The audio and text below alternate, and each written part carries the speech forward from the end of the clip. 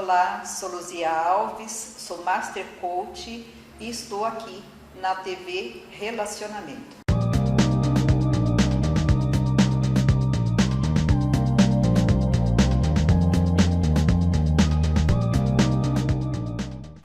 Olá, internautas! Iniciamos mais um programa Gestão Executiva e hoje eu tenho o prazer de voltar a fazer uma entrevista com uma psicóloga espetacular, Beatriz Botelho. Muito obrigado, viu, mais uma vez. Obrigada pelo convite.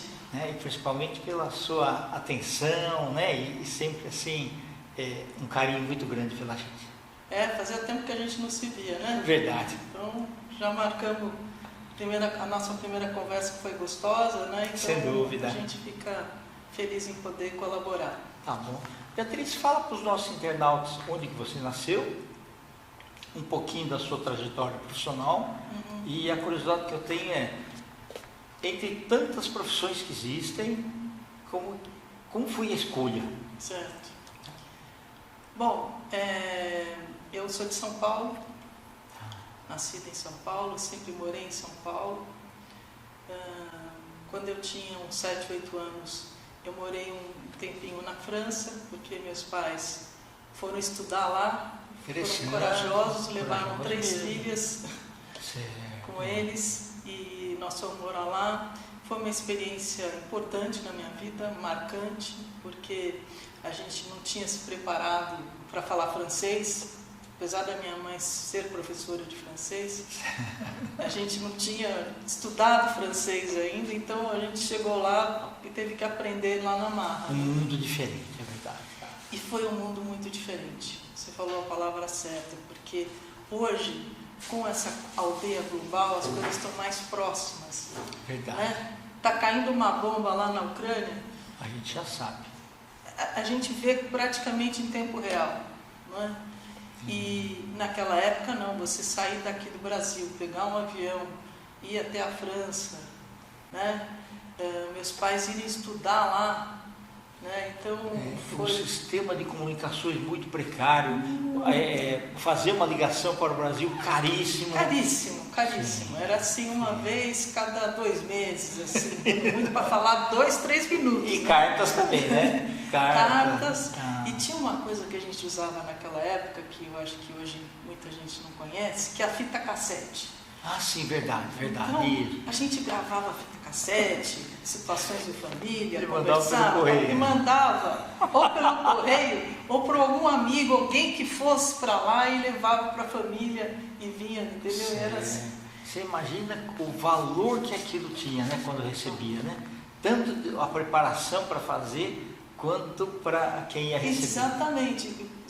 O emocional, né? Essa coisa do preparo, né? Exatamente, o preparo, esse carinho, né? Era muito interessante. Então, eu acho que já começa aí alguma coisa, porque viver na França, eu aqui estudava em escola particular e lá eu fui estudar na escola pública. Sim. Foi sofrido, porque para mim, principalmente, eu sou a mais velha das 3 filhas, minhas 2 irmãs foram para uma escola pré-primária, né, de jardim de infância. Okay. Eu já tinha acabado de terminar o primário, o primeiro ano primário aqui na época. Entendi, tá certo. Aí me colocaram no primeiro ano primário lá. Depois de uma semana, 10 dias, eu já estava, eu me dei conta que matemática era igual. Que 1 mais 1 era 2, era só eu saber falar. Né? Veja que interessante como isso também me marcou com relação à aprendizagem. Aí já tem alguma coisa interessante. E aí eu falei, puxa, eu comecei a participar da aula. Mas eles acharam ruim, eu estava participando demais. E aí tinha uma outra colega, uma outra moça que eu conheci, que era brasileira, que estava no 3º ano, então me colocaram no 3º ano. Puxa, interessante. Mas não foi bom, porque imagina, eu só tinha feito o primeiro ano primário aqui. Então eu pulei o 2º e fui para o 3º. Então eu ficava boiando. Então, essa minha experiência já foi interessante, foi sofrida, por um lado. Perfeito. Mas, por outro lado, foi interessante porque eu percebi o quanto que é importante todo um aparato e uma maneira de educar. O arcabouço, né? Você tem que preparar. Você tem que estar com a tal da prontidão. Sim. Né? Isso, eu estou entrando porque, assim, eu sou psicóloga, mas eu tenho tanto o lado da psicopedagogia quanto da psicanálise. Interessante, tá. Né? Então, com relação à questão da aprendizagem, essa minha experiência marcou muito, porque eu vivi na pele o que é um garoto que hoje a gente tem muito na educação estadual, na educação municipal, enfim, a educação pública, a gente encontra muitas crianças que não são alfabetizadas nem no primeiro, nem no segundo, nem no terceiro, e vão passando de ano. Eles estão presencialmente lá, mas não estão entendendo o que está se passando. É verdade. Você imagina eu tentando aprender aquela língua, e aos poucos aprendendo, mas tendo que entender o que está sendo escrito em outra língua. Não é fácil. Não é? Então, foi muito interessante essa experiência, né, nesse sentido.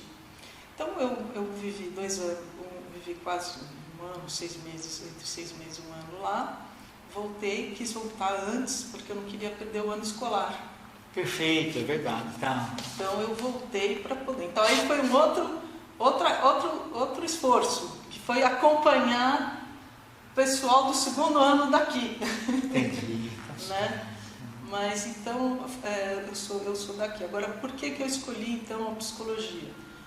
Aí, quando eu tinha mais ou menos uns 11 anos de idade, eu estava, na rua que eu morava, tinha muito menino e poucas meninas. Okay. E nós éramos amigas, três meninas mais ou menos da mesma idade, e nós, duas de nós, percebemos que uma terceira estava passando por um momento meio difícil. Okay. E aí nós conversamos, vamos conversar com ela. Pegamos um sábado, nós falamos para ela, nós vamos conversar com você, tocamos a campainha, nós vamos bater um papo com você. Então, bom, entra aí, sentamos lá no quarto dela, olha, a gente acha que talvez você esteja muito assim, eu não lembro mais como é que foi a conversa, mas a gente deu alguns conselhos.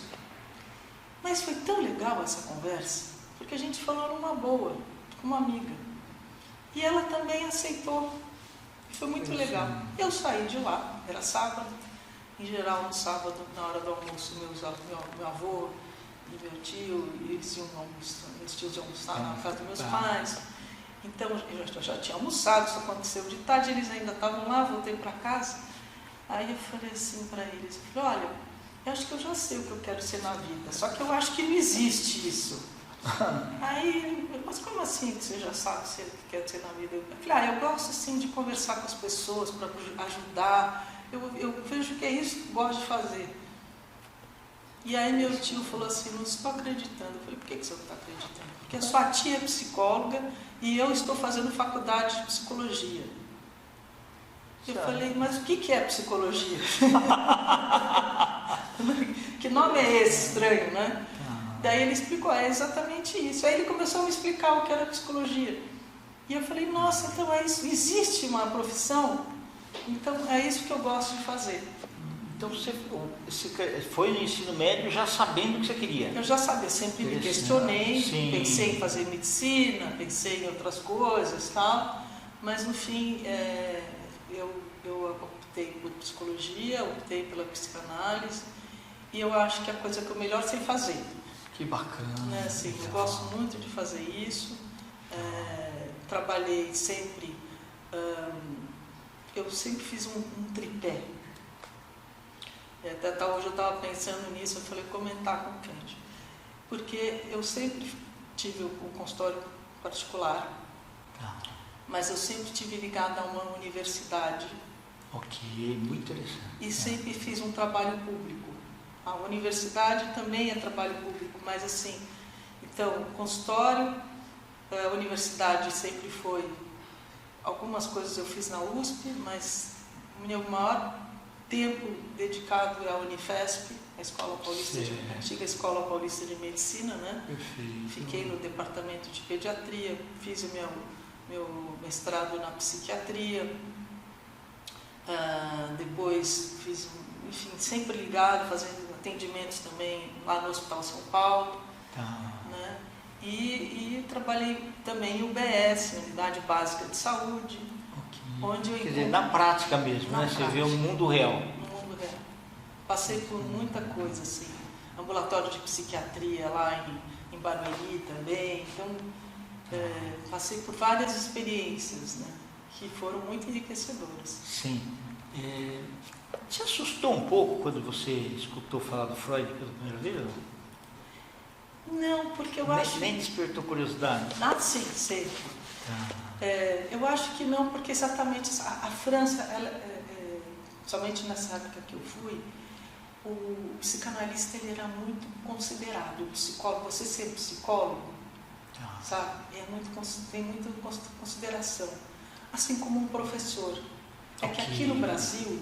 o pessoal deu uma banalizada, mas realmente é uma profissão que lá fora você fala professor, realmente eles te elevam, né? Tem muito respeito, né? Tem muito respeito. Você que é de origem japonesa, né? O imperador, Japão, né? Você vê, o imperador, os professores não precisam reverenciar.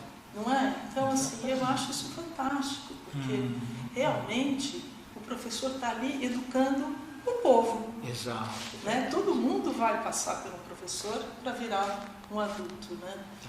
E então, Freud, essas coisas sempre tiveram, eu sempre ouvi, né? Ainda mais com essa coisa depois, minha tia, meu tio estarem na psicologia, alguma coisa eu ouvia. Mas logo que eu entrei na faculdade, a gente teve aula sobre, uma das matérias era de psicanálise, sobre Freud, e eu sempre me interessei. Bacana.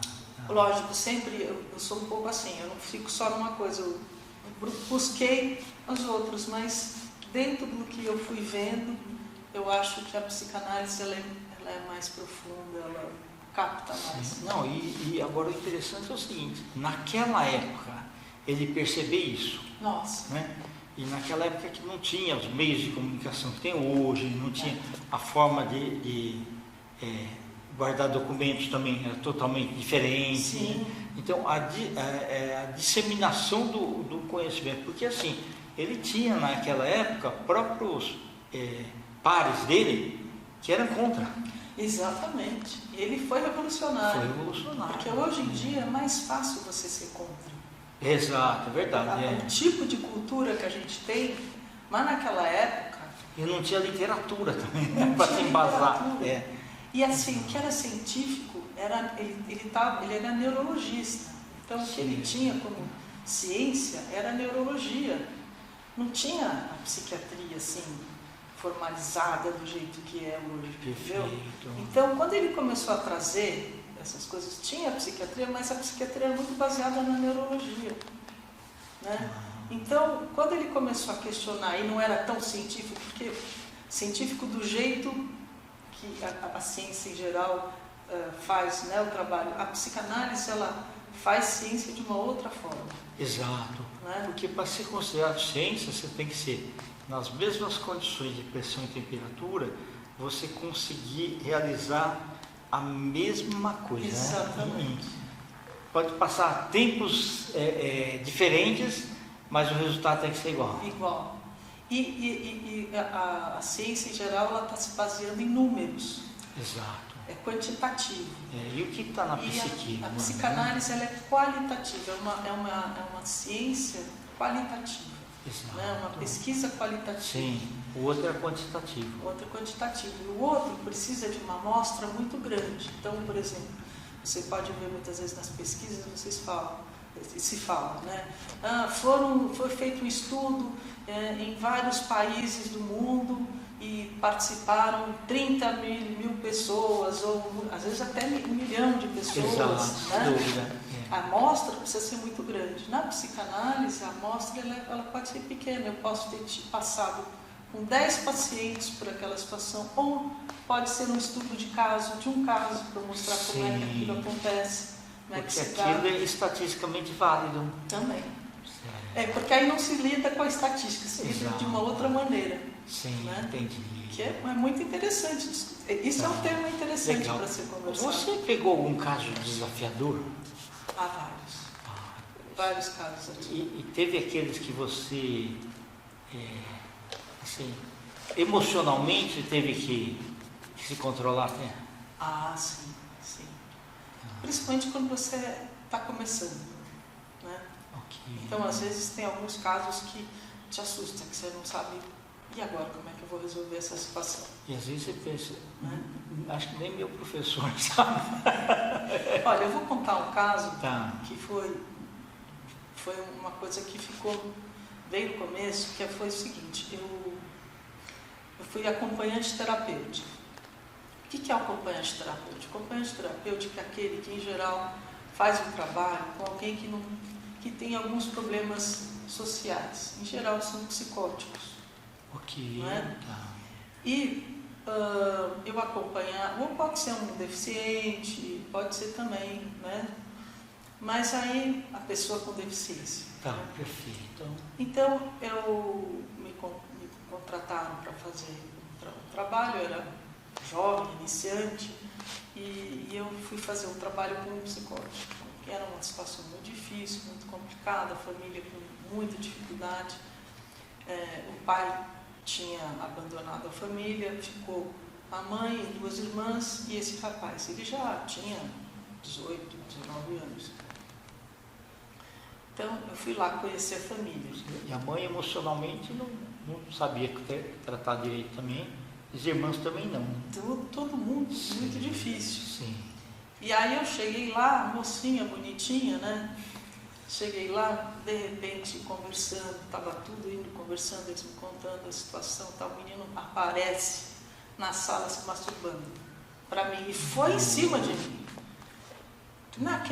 Hoje eu saberia lidar com isso, mas naquele momento foi para mim muito agressivo, eu fiquei assim, sem saber como reagir.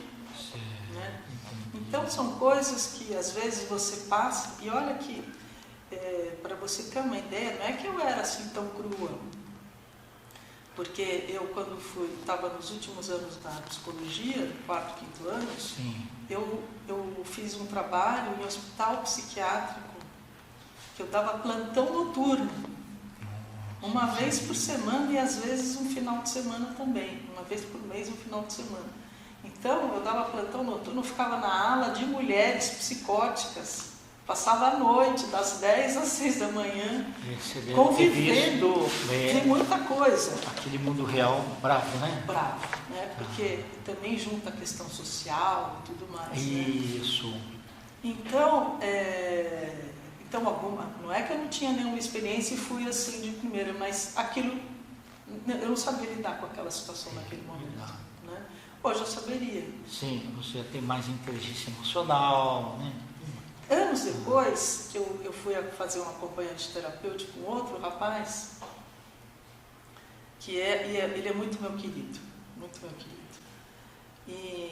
E no primeiro dia que eu fui lá na casa dele, até de ascendência japonesa também. Okay. O pai estava morando no Japão, mandava dinheiro para o Brasil, para a família e tal. Ele foi trabalhar lá um tempo, juntar um dinheiro. Aí a mãe ficou tinha 3 filhos. A filha tinha acabado de decidir também ir para o Japão, ficou com 2 meninos. Aí um menino também chegou uma hora, cansou, foi embora e só ficou ele. Mas aí eu cheguei lá, conhecer a família, conhecer a situação, conversar e tal, ele fechado no quarto. Aí ele saiu, olhou tal, cumprimentou, voltou pro quarto. Aí passou um tempinho conversando, ele saiu, aí ele falou assim: é você que vai vir aqui conversar comigo? Tá bom, voltou pro quarto. Aí saiu outra vez, ela chegou até mim e falou assim: olha aqui, você está vendo aquele portão? A casa, para ficar mais de fundo, tinha um portão lá na frente, assim, de grade. Está vendo aquele portão lá? Eu falei assim, outro dia passou uma loira aqui, ela olhou feio para mim, sabe o que eu fiz? Eu dei um burro. Ela foi parar lá no outro lado da rua. Eu falei, é? Bom, nossa, mas que coisa, me conta mais sobre isso. Eu já tinha outra maneira de lidar. Entendi. Né? Porque ele estava me falando, ó, não brinca comigo que eu... A mensagem foi clara. Né? Lógico que a gente fica atento, porque pode levar uma lambada mesmo. Sim, né? eles... Mas aquilo podia ser invenção dele também. Era invenção, mas às vezes essa invenção vira realidade, Tá, okay. Muito rapidamente. Tá. Entendeu? Então, mas aí eu sabia manejar, isso chama manejo na psicanálise. Como manejar? Como falar com o paciente? Para dizer, olha, eu não estou aqui para te agredir, eu estou aqui com você. Para ele sentir que eu estava junto com ele. Muito tempo depois, coisa de um ano e meio depois que eu estava com ele já há um tempo, fazendo um trabalho muito legal, um dia que ele começou a me falar que ele queria transar comigo, né, de vez em quando ele falava isso. Aí eu cheguei para ele e falei, olha, fulano, eu fico muito chateado de você falar assim. Tinha que fazer às vezes um teatro. Sim, não. Eu fico muito chateado de você falar assim comigo, porque eu sou tão sua amiga, a gente faz tanta coisa legal, e você sabe, né? Eu sou casada, né? Então você não pode fazer esse tipo de proposta para mim, você não pode fazer assim com nenhuma moça, né? Daí ele ficou sério. É verdade, Beatriz. Você é uma jovem senhora, né? Não, mas então, é a forma de lidar, né? É a forma de lidar. Tá. Né? Você acha que quando você começou a estudar e hoje, teu olhar mudou muito? Muda muito. Eu acho que tem um olhar que é o mesmo. Né? Eu acho que tem um jeito que é a Beatriz. Tá. Né?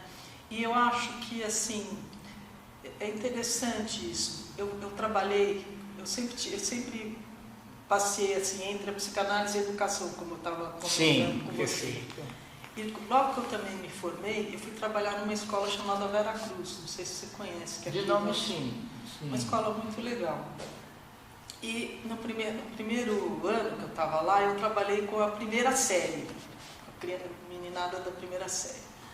E aí, assim, nos primeiros 3 meses que a gente estava lá, eu estava lá e tal, nós fazíamos reuniões semanais, e aí teve uma conversa de autoavaliação da gente e tal, e aí o pessoal comentou, falou, nossa, interessante, a Beatriz está aqui há pouco tempo, mas ela pegou o jeito daqui. Ela... Não é que só que eu peguei o jeito, acho que o meu jeito tinha a ver com a maneira do jeito da escola. Ok, sabe? Entendi. Então eu acho que é isso, quer dizer, eu acabei escolhendo a psicanálise porque também tem a ver com o meu jeito. Agora, obviamente, a gente vai acumulando conhecimento, a gente vai aprendendo a olhar certas coisas de uma maneira diferente. E uma atualização constante também. Constante. Isso.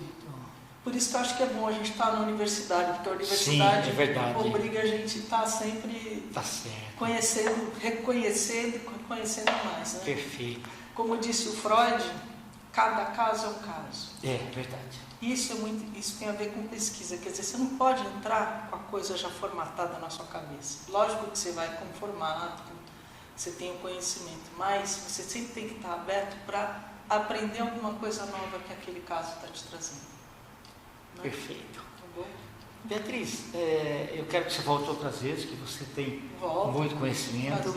Eu queria que você deixasse uma mensagem para os nossos internautas, principalmente aqueles que, depois da sua entrevista, vamos falar assim, puxa vida, agora eu acho que eu quero fazer psicologia, depois psicanálise e psicopedagogia. Olha, é uma coisa que você tem que ter paixão, amor, paixão, uma coisa que você tem que gostar, né? Gostar de tentar entender o outro, né? O que está se passando com essa outra pessoa, né? E ter ouvido, né? Porque não adianta, terapia não é você ficar ditando regras. Olha, por que você não faz assim? Isso o pai fala, a mãe fala, o padre fala, o professor fala, o diretor da escola fala. É você ouvir, captar e poder ajudar aquela outra pessoa também fazer gestar e administrar aquelas coisas de forma que depois que ela vai entendendo, vai costurando algumas coisas, ela mesma vai tirando suas conclusões. Perfeito. Você quer deixar seus contatos? Posso deixar. Meu contato é o celular 11 98244 1573. E na rede social, Instagram?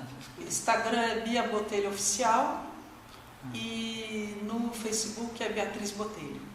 Perfeito. Tá bom? Muito prazer obrigado. estar com vocês. Igualmente. Obrigado. Internautas, com os agradecimentos então a essa fabulosa profissional Beatriz Botelho, nós finalizamos mais um Gestão Executiva. Grande abraço e até a próxima.